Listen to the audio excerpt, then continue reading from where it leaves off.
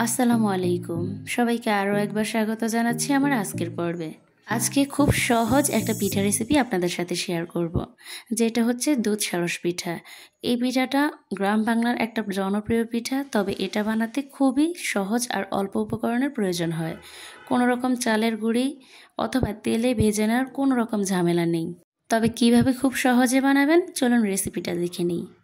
এর জন্য আমি বড় একটা মিক্সিং বোলে 1 কাপ পরিমাণে নিয়েছি সুজি, আর এর মধ্যে দিয়ে দিচ্ছি 2 টেবিল চামচ ময়দা, 2 টেবিল চামচ চিনি আর 2 টেবিল চামচ দিয়ে দিব গুঁড়ো দুধ। এখানে আমি সব কিছু 2 টেবিল চামচ পরিমাণে ব্যবহার করেছি। এখন এই শুকনো উপকরণগুলো খুব ভালোভাবে মিশিয়ে নিচ্ছি, যাতে করে সবগুলো উপকরণ সব দিকে সমানভাবে ছড়িয়ে থাকে। এখানে আমি 1 কাপ সুজির জন্য এই উপকরণগুলো ব্যবহার করেছি। আপনারা যদি সুজির পরিমাণটা বাড়িয়ে অথবা কমিয়ে ব্যবহার করেন তাহলে উপকরণগুলো বাড়িয়ে কমিয়ে নিতে হবে। এরপর একটা ডো বানানোর জন্য আমি এখানে 1 কাপ পরিমাণে নর্মাল তাপমাত্রার পানি নিয়েছি। এই পানিটা প্রথমে অর্ধেকটা দিয়ে ভালোভাবে মিশিয়ে নিব, তারপরে বাকি অর্ধেকটা দিয়ে দিব। এখানে চাইলে কিন্তু আপনারা পানির পরিবর্তে দুধ দিয়েও এই ডোটা বানিয়ে নিতে পারেন, তবে আমি এখানে পানি ব্যবহার করেছি। এরপর খুব ভালোভাবে মিশিয়ে নিচ্ছি। আমি কিন্তু এখানে সুজিটা কাঁচা ব্যবহার করেছি। এই পিঠা বানানোর ক্ষেত্রে সুজিটা অবশ্যই কাঁচা ব্যবহার করতে হবে। এরপরে আমি এটা ভালোভাবে মিশিয়ে 30 মিনিটের জন্য রেস্টে রেখে দেব। এতে করে সুজিটা ভালোভাবে পানিটা শোষণ করে নিতে পারবে। পিঠাগুলো বানানোর জন্য এখানে আমি চায়ের কাপ নিয়ে নিয়েছি। আপনারা যে কোনো ছোটো সাইজের হিটপ্রুফ বাটিগুলো নিতে পারেন। এরপর এর মধ্যে তেল ব্রাশ করে দিচ্ছি, যাতে করে পিঠাটা খুব সুন্দরভাবে তুলে নেওয়া যায়। 30 মিনিট পরে আমি আপনাদেরকে ডোটা দেখিয়ে দিচ্ছি। পানিটা কিন্তু সুজি খুব ভালোভাবে শোষণ করে নিয়েছে। এখন এগুলো আবারও খুব ভালোভাবে ফেটিয়ে নিচ্ছি। এই ডোটাকে পারফেক্টভাবে বানানোর জন্য এখন এই পর্যায়ে চাইলে আপনারা কিছু সামান্য পরিমাণে পানি অথবা দুধ ব্যবহার করতে পারেন। তবে আমি এখানে একটা ডিম দিয়ে দিচ্ছি, আর দিয়ে দিচ্ছি 1 চা চামচ পরিমাণে বেকিং পাউডার, দিয়ে দিচ্ছি 1/4 চামচ পরিমাণে এলাচের গুঁড়া, যাতে করে পিঠা থেকে ডিমের কোনো রকম কাঁচা গন্ধ না আসে, একটা সুঘ্রাণ আসে।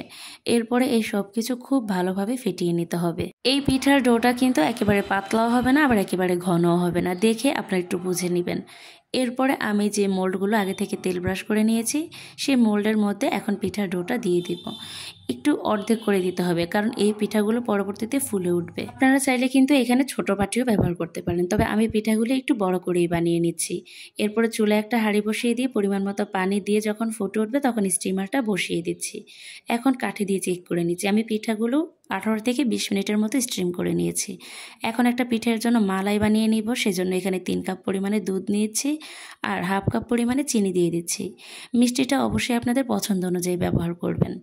এরপর এটা খুব ভালো করে মিশিয়ে আমি চুলায় বসিয়ে দিয়েছি। দারুণ একটা সুঘ্রাণ আসার জন্য এখানে আমি একটা তেজপাতা আর 3টা এলাচের মুখ ফেটে দিয়েছি।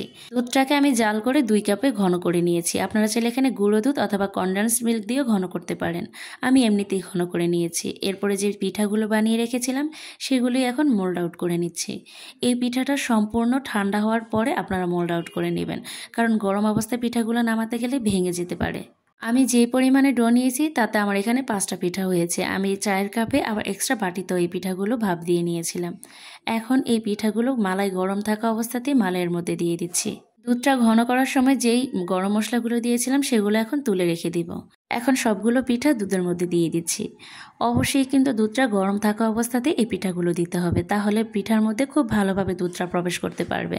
আমি একটা চামচ দিয়ে পিঠার উপর দিয়ে মালাইটা দিয়ে দিচ্ছি, এতে করে উপর দিকটাও খুব ভালোভাবে প্রবেশ করতে পারবে। আর এখন একটা ঢাকনা দিয়ে ঢেকে প্রায় 3 থেকে 4 ঘন্টার মতো রেখে দিব। এর মধ্যে কিন্তু পিঠাগুলো হালকাভাবে একটু উল্টে পাল্টে দিবেন, এতে করে সব দিকে খুব ভালোভাবে মালাইটা প্রবেশ করতে পারবে। আমি ঠিক 4 ঘন্টা পরে আপনাদেরকে পিঠাটা দেখিয়ে দিচ্ছি। হাতে সময় থাকলে আপনারা এটা পুরো রাতও ভিজিয়ে রাখতে পারেন। যত বেশি ভিজিয়ে রাখবেন তত সুন্দর হবে, আর পিঠাটা অনেক বেশি মালাই ভরপুর থাকবে।